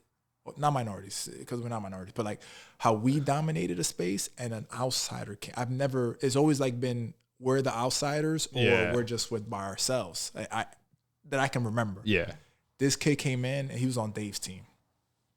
And I was like, oh, shoot. He's real. Initially, I just didn't know what was going to happen. But you can tell that everyone was testing him. Yo, he held his own, bro. He knocked down like 6, 7 threes back to back. Armory's match short, half court. Yeah. It was a movie scene, man. It was a movie scene, how the whole crowd started cheering. It was nice. He was dope. I think he coaches kids, or I don't know if he still does. I can't believe I forgot his name, man. He was another person I should have kept in contact with. We were talking for a little bit, then we stopped. But I'm saying all that to say, Armory was the place to be. I remember those games. I loved it, bro. Oh, man. That shit shifted so much of like my trajectory. I don't know where I was going. I'm not saying it was gonna be bad. Maybe it was gonna be better. But I'm super happy that it went that way. Like literally every Amaris met through PAL. That started in the Army. You PAL, Germ PAL, Manny I met in high school, dragged him to PAL, which then led to like him being part of like our group. Olaf, like your family came from DR, bought him over here. Like Diana, Harlem Center. That's right. Angela, Hav, you can say. Yeah, no, 100%. Yeah, by proxy. Yeah. Yeah, literally almost everybody associated with me came from that fucking stupid fucking kids program. Bro. It's crazy. Yeah, everything, man. Coach Dave, bro. Yeah, a lot of it came from that program. Our whole lives. Mine, at least. Mm-hmm. Oh, yeah, definitely yours, because you were more, you have more, you just put in naturally more time. Yeah. Noemi, Axarina, their family that stemmed to then us throwing those fucking humongous parties in their house. Like it all stems from that. Damn, you remember no parties? Yes, I remember. Them shits were wild. It was crazy because like we were idiots, but when it came to a party, everything was coordinated. Like we invite enough people, there was always enough drinks. Like it's crazy. Like you know what's great? No one ever called the cops on us. That's true. Like, not one time. There was someone who lived under, I believe, right? Because No. I think that was the basement. I think Hazard was lucky that was the basement. Oh, is that true? Yeah. Wow. Yeah. That makes sense. Wow, bro. Because I used to always wonder, like, the person downstairs don't like. this shit is going crazy. And there was a moment that it was frequent. It was like every other weekend it was like a bit ridiculous at one point. I was like, you having another party? Has like, yeah, come through, man. I want to be by myself. Bro, at one point, Has had to tell us, like, yo, we gotta chill. Like, Has. The one that's like, that he's like, yo, it's getting out of control. I remember one time we were in Dykeman walking, and you guys and like some group of people were like, oh, you guys are Rambo, right? Like, cause they referenced because of the party. Cause like middle of the party would be like, Rambo, who? Like, but it was just like, yo, it's getting out of hand. I never forget that. Jeremy always mentions it too. It used to be fucking crazy. You guys are Rambo, right? Oh man, that's funny. Yeah, bro. Good times. And that you see, like all those moments, man, that's why it's like there's no way I can like allow my friends to just like fade. You're not gonna, it's hard for me to make new friends now. Yeah, at this age, right? It's hard. Yeah. It's so hard. Like for me, there's like people that there's like, right, as you become adults, you either don't want to make friends, or you try to pull up a front. Mm-hmm. Mm-hmm. So then it's like you don't really know the people you're meeting because they're like, you know what gets me nervous? Like I know people that they try to be what they think they should be, but they're never themselves. Yeah. And that happens with adults a lot. It's like, no, this is the version of Ronny that I want Ronny to be. So, and this is how I think that Ronny should be. Yeah.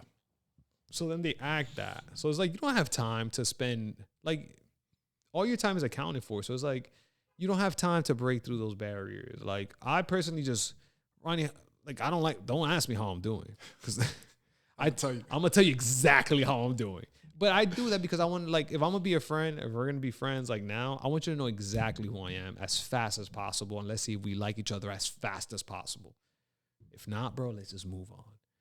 Yeah. So I feel like if you get that, you're lucky. But if you don't get that, then it's like, you don't have time. Like, you don't have time to filter through all the, like, the bullshit. Yeah. It's hard. So I'd rather just keep my friends to the best of my abilities. And to open up, and you have so much to risk. It's just kids. Yeah. At the end of the day, in my mind, like, if I was 38 and no kids, you take more chances. Oh, yeah. But 38 and kids, it's like, yeah, you're not just my friend. Like, any friend of mine now, you're somehow associated with my family. There is no separate. And you know what's funny? KO used to tell me that. Like, you don't remember KO? No. KO's Beatrice's husband. He's tall, white dude. He's like 6'6", mansion. You never met him. Mm-mm. He used to tell me that. He used to be like, and of course, I never understood it. I'm like, what do you mean? Like, he's like, nah, like anybody I bring to my home, and I never argued with him because in my mind, I knew, I was like, you're telling me some shit that I'm not, that now is that it's like coming to fruition, where it's like, he used to be like, anybody that I bring to my family, my friends, he's like, I can't have my own friends. I have to be mindful of like who I'm bringing around, my kids and my wife and all my family, period. So I can't just be cool with people and all this and the third. He's like, he's very selective. And I remember thinking like, nah, I get it, like to the extent that I could. And a part of me was like, that's mad whack. And mad work. Yeah. And now I'm like, nah, I get it. I can't just, there was one dude I was like cool with, and then I slowly started seeing, I was like, I can't. No. If it was me by myself, yeah, we'll figure you out. It'd be fun. Maybe we'll have a couple. I can't, bro. No. I feel the same way. I am super intentional with that. Even if you family, like blood family, like if your principles are out of whack, I make a conscious decision not to be around you. Because all Abby knows is that, like, okay, my dad is okay with you being around, right? Like, so, like, that's it. Like, she doesn't think anything. She's not making her own judgments right now. It's our job. Mm-hmm. Mm-hmm. So I get that. Like, I'm mad intentional. Like, I look at like how you living. I'll be like, nah. Like, that's how you live. Nah, you can't come to that. Cause like Abby might get misled into thinking that's okay, or you know, like, and that's no knock on you, but I'm super intentional. And just to be clear, like how you living is not necessarily how you living, but it's the choices that you're making. Yes, right? Like your character. Yeah. I'm the same way. Cause Because the thing is, like we have to be a little lined up. Like if you, for example, if I see King David doing something, let's say in Abby's party, say he was doing something, you decided to bring your kid around me. So you're going to have to be okay with me also correcting your kid potentially. It's going to be uncomfortable. And then the initial reaction is always, don't fucking talk to my kid. That's okay. Because I trust that you're going to not verbalize that. You're going to take that in, stop yourself, and be like, Ronnie is just trying to help my kid. We can have a conversation about technique, right? Oh, Ronnie, when this happens, I do it like this. Oh, good looks. I'll do that. I'll do that with King David next time, like for sure. But you need to understand, like, right, that my intentions, what I was trying to do was like, yo, don't you shouldn't be smacking that kid, you know? And like, you got to be okay with that. So the thing is, I got to be okay then with if I have to trust that if Abby's doing something, when I see you go up to Abby, I got to trust that you're doing, and that goes with that. You know what I'm saying? Like, it's real simple, right? Yeah, that's not even it's not even a question. Yeah. And believe it or not, I expect it. Like I that's a part of me that makes me feel comfortable having, because I know they're being watched over. So I kind of like slack a little bit. 100%. You know I mean, I might be on it a little bit more, and that's more for perception. You know what I mean? 'Cause I'm like, damn, I don't be the one guy. No, that's not really watching their kiss. I'm like, hey, everyone sees me looking. Yeah, exactly. But that's what the whole like the kids raised by a tribe or whatever. That's village. Yeah. But the thing is that we forget is that village are people or a group of people that in order to survive and all that have to have the same principles and go by like live by the same rules. Correct. Because they're more dependent on each other as opposed to now, like, you know, it's larger, so it's harder to like.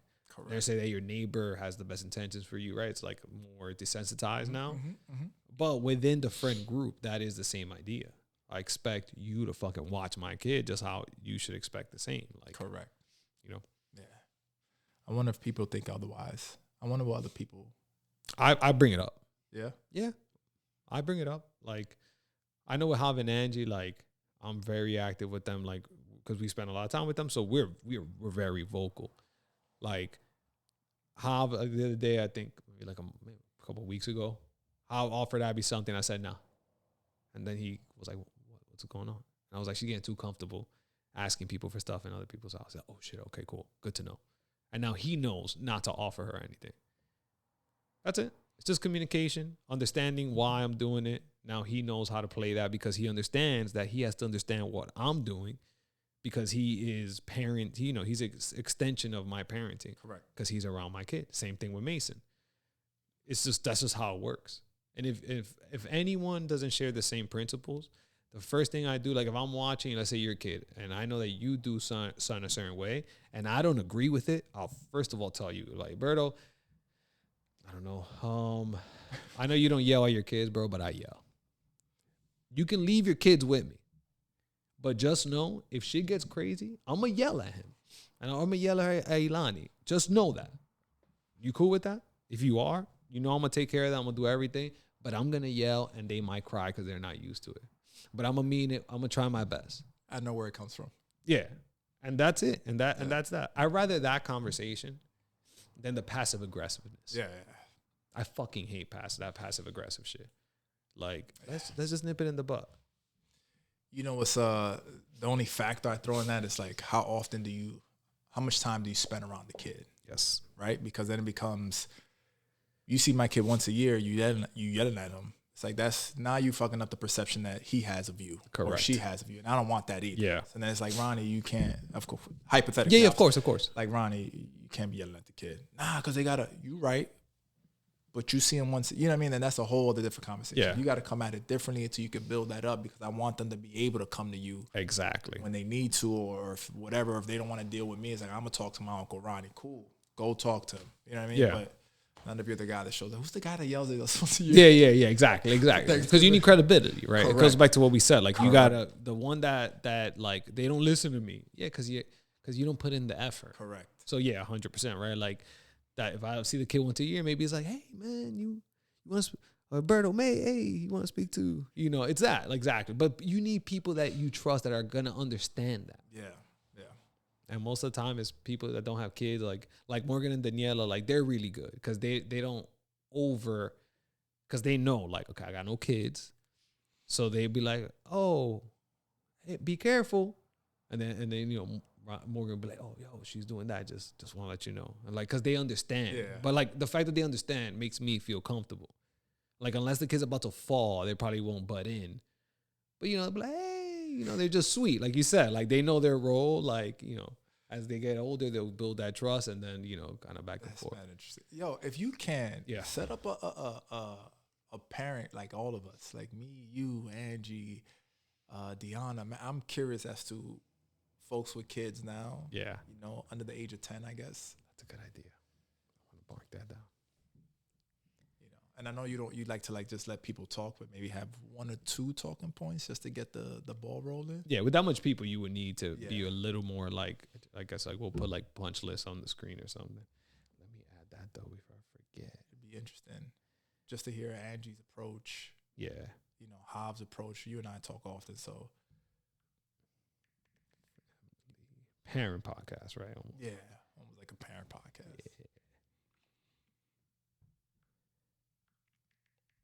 Yeah, man. Parent podcast. I'll do it. I think it's a good idea. It'll be cool. Bert, I think we should end it here. Yeah, I'm with it.